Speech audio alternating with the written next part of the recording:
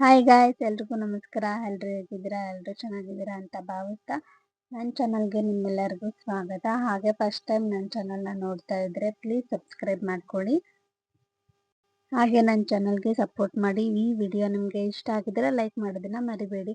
ಹಾಗೆ ಈ ವಿಡಿಯೋ ಈ ಥರ ಬಿರಿಯಾನಿ ಬೇಕು ಅಂದರೆ ನೀವು ಈ ವಿಡಿಯೋ ಕೊನೆವರೆಗೂ ನೋಡಬೇಕು. ಅಲ್ಲಿವರೆಗೂ ಗೊತ್ತಾಗಲ್ಲ. ಮಧ್ಯದಲ್ಲಿ ಕಟ್ ಮಾಡಿ ಸ್ಕಿಪ್ ಮಾಡಿ ನೋಡೋದ್ರಿಂದ ವಿಡಿಯೋ ಕೂಡ ನಿಮಗೆ ಇದು ಯಾವ ಥರ ಮಾಡೋದು ಅಂತ ಅರ್ಥ ಆಗಲ್ಲ. ಬಿರಿಯಾನಿ ತುಂಬಾ ಟೇಸ್ಟಿಯಾಗಿರುತ್ತೆ. ನೀವು ಕೂಡ ಟ್ರೈ ಮಾಡಿ. ಹೇಗೆ ಮಾಡೋದು ಅಂತ ನೋಡೋಣ. ಇವಾಗ ನಾನಿಲ್ಲಿ ಒಂದು ಅರ್ಧ kg ಅಷ್ಟು ಮಟನ್ನ ತೊಗೊಂಡಿದ್ದೀನಿ. ಮಟನ್ನ ವಾಶ್ ಮಾಡಿ ಇಟ್ಕೊಂಡಿದ್ದೀನಿ. ಇದರಲ್ಲಿ ಒಂದು ಸ್ವಲ್ಪನೂ ನೀರು ಇರಬಾರ್ದು. ಈಗ ನಾನು ತಗೊಂಡಿರುವಂಥ ಅರ್ಧ kg ಮಟನ್ಗೆ ಒಂದು 1/4 ಸ್ಪೂನ್ ಅಷ್ಟು ಅರಿಶಿನ ಪುಡಿ ಹಾಕ್ಕೊಂಡಿದ್ದೀನಿ. ಆಮೇಲೆ ರುಚಿಗೆ ತಕ್ಕಷ್ಟು ಉಪ್ಪು ಎಷ್ಟು ಬೇಕೋ ನೋಡ್ಕೊಂಡು ಹಾಕೋಬೇಕು. ನಾನಿಲ್ಲಿ 1 ಸ್ಪೂನ್ ಅಷ್ಟು 1/4 ಸ್ಪೂನ್ ಅಷ್ಟು ಉಪ್ಪು ಆ್ಯಡ್ ಮಾಡ್ಕೊಂಡಿದ್ದೀನಿ. ಹಾಗೆ ಮೊಸರು ಒಂದು ಚಿಕ್ಕ ಬಟ್ಲಲ್ಲಿ ಒಂದು ಅರ್ಧ ಕಪ್ಪಷ್ಟು ಮೊಸರು ಆದರೆ ಸಾಕು. ಮೊಸರು ಹಾಕೋದ್ರಿಂದ ಮಟನ್ ಕೂಡ ಸ್ಮೂತಾಗಿ ಬೇಯುತ್ತೆ. ಆಮೇಲೆ ಚುಂಗು ಸ್ಮೆಲ್ ಇರಲ್ಲ. ಮಟನ್ಗೆ ಮೊಸರು ಹಾಕೊಂಡ್ರೆ ಚುಂಗು ಸ್ಮೆಲ್ ಬರಲ್ಲ. ಹಾಗಾಗಿ ನಾನು ಇದಕ್ಕೆ ಒಂದು ಅರ್ಧ ಕಪ್ಪಷ್ಟು ಮೊಸರು ಹಾಕೊಂಡಿದ್ದೀನಿ. ಇವಾಗ ಉಪ್ಪು, ಮಟನ್ನು ಆಮೇಲೆ ಮೊಸರು ಇದನ್ನೆಲ್ಲ ಹಾಕೊಂಡು ಕಲಿಸ್ಕೋಬೇಕು. ಮೊಸರು ಬೇಡ ಅಂದರೆ ಸ್ಕಿಪ್ ಮಾಡಿಕೊಂಡು ನಿಂಬೆಹಣ್ಣು ಹಾಕೋಬೋದು. ಒಂದು ನಿಂಬೆಹಣ್ಣಲ್ಲೇ ಅರ್ಧ ಹೋಳಷ್ಟು ನಿಂಬೆಹಣ್ಣು ಹಾಕೊಂಡ್ರೆ ಸಾಕಾಗುತ್ತೆ. ಈಗ ಅದನ್ನು ಬೇಯಿಸ್ಕೊಳ್ಳೋಕ್ಕೆ ನಾನಿಲ್ಲಿ ಒಂದು ಕುಕ್ಕರ್ಗೆ ಒಂದು ಅರ್ಧ ಕಪ್ಪಷ್ಟು ಎಣ್ಣೆ ಹಾಕೊಂಡಿದ್ದೀನಿ. ಅದಕ್ಕೆ ನಾವು ಕಲಸಿಟ್ಕೊಂಡಿರುವಂಥ ಮಟನ್ನ ಹಾಕೋಬೇಕು. ಇವಾಗ ಅದನ್ನೆಲ್ಲ ಒಂದು ಸ್ವಲ್ಪ ಎಣ್ಣೆಯಲ್ಲಿ ಫ್ರೈ ಮಾಡ್ಕೋಬೇಕು. ಈಗ ಇದು ಸ್ವಲ್ಪ ನೀರೆಲ್ಲ ಬಿಟ್ಕೊಳೋವರೆಗೂ ಒಂದು ಮೀಡಿಯಮ್ ಉರಿ ಕೊಟ್ಕೊಂಡು ಹಾಗೆ ಬಿಡಬೇಕು. ಕುಕ್ಕರ್ ಏನು ಮುಚ್ಚೋಂಗಿಲ್ಲ. ಒಂದು ಸ್ವಲ್ಪ ನೀರೆಲ್ಲ ಬಿಟ್ಕೊಳೋವರೆಗೂ ಅಲ್ಲಿವರೆಗೂ ನಾವು ಇದಕ್ಕೆ ಒಂದು ಮಸಾಲೆನ ರೆಡಿ ಮಾಡ್ಕೊಳ್ಳೋಣ. ಇಲ್ಲಿ ಒಂದು ಚಿಕ್ಕ ಮಿಕ್ಸಿ ಬಟ್ಲಿಗೆ ಒಂದು 3 ಮೆಣಸಿನ್ಕಾಯಿ ಹಾಕೊಂಡಿದ್ದೀನಿ. ಇಲ್ಲಿ ಒಂದು ಸ್ವಲ್ಪ ಬೆಳ್ಳುಳ್ಳಿನ ಹಾಕೊಂಡಿದ್ದೀನಿ. ಹಾಗೆ ಒಂದು ಸ್ವಲ್ಪ ಶುಂಠಿ ಹಾಕೊಂಡಿದ್ದೀನಿ. ನೀವು ಬೆಳ್ಳುಳ್ಳಿ ಎಷ್ಟು ತಗೋತೀರಾ ಅದಕ್ಕಿಂತ ಸ್ವಲ್ಪ ಕಡಿಮೆ ಶುಂಠಿ ತಗೋಬೇಕು. ಅಂದರೆ 50 ಗ್ರಾಮ್ ಬೆಳ್ಳುಳ್ಳಿ ತಗೊಂಡ್ರೆ ನೀವು ಒಂದು 40% ಅಂದರೆ 40 ಗ್ರಾಮ್ ಅಷ್ಟು ಶುಂಠಿ ತಗೊಂಡ್ರೆ ಸಾಕು. ಅದನ್ನು ಸ್ವಲ್ಪ ನೀರು ಹಾಕೊಂಡು ಈ ಥರ ನುಣ್ಣಗೆ ರುಬ್ಕೋಬೇಕು. ಇದನ್ನ ಒಂದು ಕಡೆ ಸೈಡಲ್ಲಿ ಇಟ್ಟು ಇವಾಗ ನೋಡಿ ಮಟನ್ನಲ್ಲಿ ನೀರೆಲ್ಲ ಸ್ವಲ್ಪ ಬಿಟ್ಕೊಂಡಿದೆ.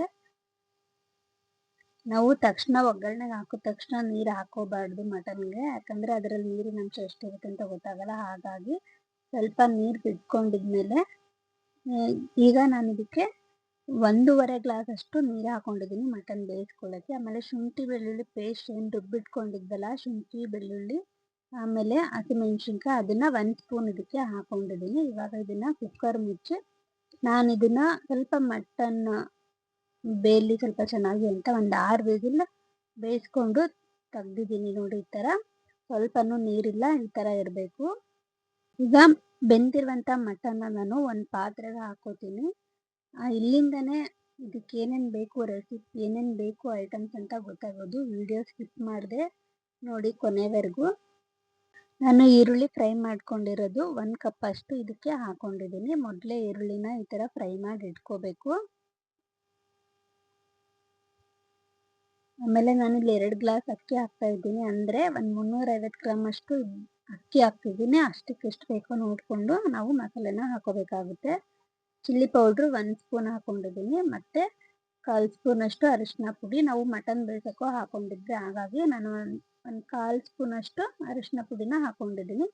ಜೀರಿಗೆ ಪೌಡ್ರು 1 ಸ್ಪೂನ್ ಹಾಕೊಂಡಿದ್ದೀನಿ. ಜೀರಿಗೆ ಪೌಡ್ರು 1 ಸ್ಪೂನ್ ಆದಮೇಲೆ ಗರಂ ಮಸಾಲ ಕೂಡ 1 ಸ್ಪೂನ್ ಹಾಕೊಂಡಿದ್ದೀನಿ.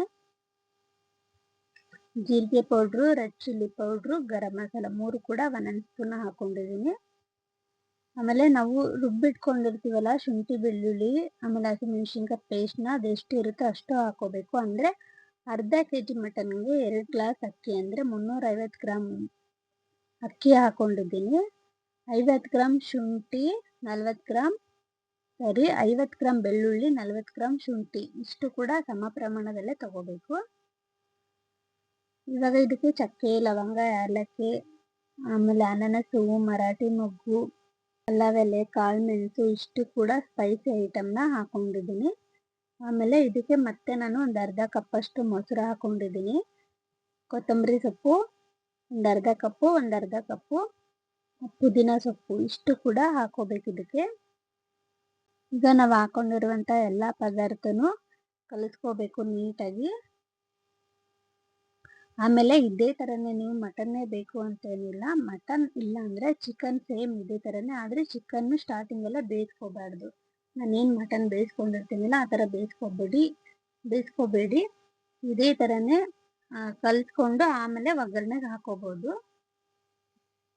ಈಗ ನಾನು ಕಲಿಸ್ಕೊಂಡು ಒಂದು ಕಡೆ ಎತ್ತಿಟ್ಕೊಂಡಿದ್ದೆ, ಅದನ್ನು ಮತ್ತೆ ಒಗ್ಗರಣೆ ಹಾಕಬೇಕು. ಯಾವ ಥರ ಅಂದರೆ ನಾವೇನು ಕುಕ್ಕರ್ನಲ್ಲಿ ಮಟನ್ ಬೇಯಿಸ್ಕೊಂಡಿರ್ತೀವಲ್ಲ ಅದೇ ಕುಕ್ಕರ್ಗೆ 1 ಕಪ್ ಅಷ್ಟು ಎಣ್ಣೆ ಹಾಕೊಂಡಿದ್ದೀನಿ. ಬಿರಿಯಾನಿಗೆ ಒಂದು ಸ್ವಲ್ಪ ಎಣ್ಣೆ ಜಾಸ್ತಿ ಇದ್ದರೆ ಚೆನ್ನಾಗಿರುತ್ತೆ. ಹಾಗಾಗಿ 1 ಕಪ್ ಅಷ್ಟು ಎಣ್ಣೆ ನಾವು ಕಲಿಸಿಟ್ಕೊಂಡಿರುವಂಥ ಮಟನ್ನು ಮಸಾಲೆ ಎಲ್ಲ ಇದಕ್ಕೆ ಹಾಕೋಬೇಕು. ಹಾಕಿದ್ಮೇಲೆ ತುಂಬ ಕೈ ಆಡ್ಸಕ್ಕೆ ಹೋಗಬೇಡಿ. ನೋಡಿ ಈ ಥರ ಒಂದು ಸ್ವಲ್ಪ 1-2 ರೌಂಡ್ ಈ ಥರ ಕೈ ಆಡಿಸ್ಕೊಂಡ್ರೆ ಸಾಕು. ಇವಾಗ ನಾವು ಆಲ್ರೆಡಿ ಮಟನ್ ಬೇಯಿಸ್ಕೊಂಡಿರೋದ್ರಿಂದ ಇದು ತುಂಬ ಬೇಯಿಸೋ ಅವಶ್ಯಕತೆ ಏನಿಲ್ಲ. ಒಂದು 5 ನಿಮಿಷದ ತನಕ ಕುದಿಸ್ಕೊಂಡ್ರೆ ಸಾಕು, ಒಂದು 5 ನಿಮಿಷ. ಈಗ ಇದನ್ನ ಒಂದು ತಟ್ಟೆನ ಮುಚ್ತೀನಿ. ಈಗ ನಾವಿಲ್ಲಿ ಇನ್ನೊಂದು ಕಡೆ ರೆಡಿ ಮಾಡ್ಕೊಳ್ಳೋಣ. ಇಲ್ಲಿ ಒಂದು ಪಾತ್ರೆಗೆ ನೀರು ಹಾಕೊಂಡಿದ್ದೀನಿ. ನಾನು 2 ಗ್ಲಾಸ್ ಅಕ್ಕಿಗೆ 4 ಗ್ಲಾಸ್ ನೀರು ಹಾಕೋಬೇಕು. ಆದರೆ ಇದು ಸ್ವಲ್ಪ ಜಾಸ್ತಿನೇ ಹಾಕೋಬೇಕು. ಒಂದು 6 ಗ್ಲಾಸ್ ಅಷ್ಟು ನೀರು ಹಾಕೋಬೇಕು. ಅದಕ್ಕೆ ಸ್ವಲ್ಪ ಸ್ಪೈಸಿ ಐಟಮ್ನ ಹಾಕೊಂಡಿದ್ದೀನಿ. ಚಕ್ಕೆ, ಲವಂಗ, ಏಲಕ್ಕಿ, ಕಾಳು ಮೆಣಸು, ಜಾಪತ್ರೆ, ಮರಾಠಿ ಮೊಗ್ಗು, ಪಲಾವ್ ಎಲೆ ಇಷ್ಟನ್ನೆಲ್ಲ ಹಾಕೋಬೇಕು. ಆಮೇಲೆ ಸ್ವಲ್ಪ ಕಲರ್ನ ಹಾಕೊಂಡಿದ್ದೀನಿ, ಫುಡ್ ಕಲರ್, ಯೆಲ್ಲೋ ಕಲರ್ ಹಾಕೊಂಡಿದ್ದೀನಿ. ರೆಡ್ ಇದ್ರೆ ರೆಡ್ ಕೂಡ ಹಾಕೋಬಹುದು. ಈಗ ಅದು ಕುದಿಯೋಕೆ ಬಿಡಬೇಕು. ಈ ಥರ ಕುದಿ ಬಂದಮೇಲೆ ನಾನಿಲ್ಲಿ ಅಕ್ಕಿ ಆಲ್ರೆಡಿ ಅರ್ಧ ಗಂಟೆ ನೆನೆಸಿಟ್ಟಿದ್ದೆ. ನಾನಿಲ್ಲಿ ಬಾಸುಮತಿ ಅಕ್ಕಿ ಮತ್ತು ನಾರ್ಮಲ್ ಅಕ್ಕಿ ಕೂಡ ತಗೊಂಡಿದ್ದೀನಿ. 1 ಗ್ಲಾಸ್ ಬಾಸುಮತಿ ಅಕ್ಕಿ, 1 ಗ್ಲಾಸ್ ನಾರ್ಮಲ್ ಅಕ್ಕಿ ಎರಡು ಕೂಡ ವಾಶ್ ಮಾಡಿಕೊಂಡು ಅರ್ಧ ಗಂಟೆ ನೆನೆ ಇಟ್ಟು ಇದಕ್ಕೆ ಹಾಕ್ತಾ ಇದ್ದೀನಿ.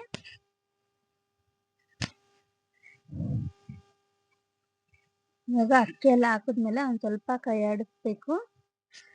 ಇದನ್ನ ಬಾಸುಮತಿ ಅಕ್ಕಿಯಿಂದನೇ ಮಾಡಬೇಕು ಅಂತೇನೂ ಇಲ್ಲ. ನಾವು ನಾರ್ಮಲ್ ಅಕ್ಕಿಲೂ ಕೂಡ ಮಾಡ್ಕೋಬೋದು, ಅಥವಾ ಬರೀ ಸಪ್ರೇಟ್ ಬಾಸುಮತಿ ಅಕ್ಕಿಲೂ ಮಾಡ್ಕೋಬೋದು, ಅಥವಾ ನಾರ್ಮಲ್ ಅಕ್ಕಿಲೂ ಕೂಡ ಮಾಡ್ಕೋಬೋದು.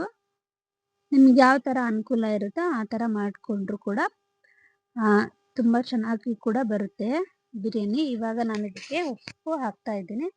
2.5 ಸ್ಪೂನು ಉಪ್ಪು ಹಾಕ್ತಾ ಇದ್ದೀನಿ. ನಾನು ಯಾವಾಗಲೂ 1 ಗ್ಲಾಸ್ ಅಕ್ಕಿಗೆ 1 ಸ್ಪೂನ್ ಮಾತ್ರ ಉಪ್ಪು ಹಾಕ್ತಾ ಇದ್ದಿದ್ದು. ಬಟ್ ಇಲ್ಲಿ ಈ ಅನ್ನ ಬಸಿತೀವಲ್ವಾ, ಇದು ಉಪ್ಪೆಲ್ಲ ಹೊರಟೋಗಿರುತ್ತೆ, ಅಂದರೆ ಕಡಿಮೆ ಆಗುತ್ತೆ. ಹಾಗಾಗಿ ಸಪ್ಪೆ ಬರಬಾರ್ದು ಅಂತ ಒಂದು ಸ್ವಲ್ಪ ಉಪ್ಪು ಜಾಸ್ತಿ ಹಾಕಿರ್ತೀನಿ. ನೋಡಿ ಇವಾಗ 70-80% ಇದು ಆಲ್ರೆಡಿ ಅಕ್ಕಿ ಬೆಂದಿದೆ. ಇವಾಗ ಇದರಲ್ಲಿರುವಂಥ ನೀರೆಲ್ಲ ತೆಗಿಬೇಕು. ಇವಾಗ ನಾನು ನೀರೆಲ್ಲ ತೆಗ್ದಿದ್ದೀನಿ.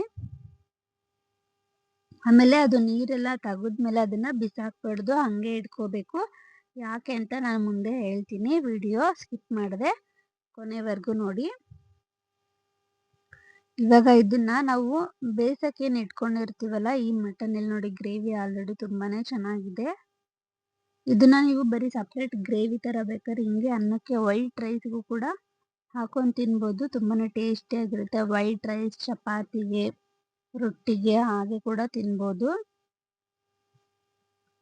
ಇವಾಗ ಇದು ಸ್ವಲ್ಪ ತಳ ಎಲ್ಲ ಇಟ್ಕೊಂಡಿರುತ್ತೆ, ಎಲ್ಲ ಸರಿ ಮಾಡ್ಕೋಬೇಕು. ನೀರೇನೋ ಹಾಕೋಕೆ ಹೋಗಬೇಡಿ.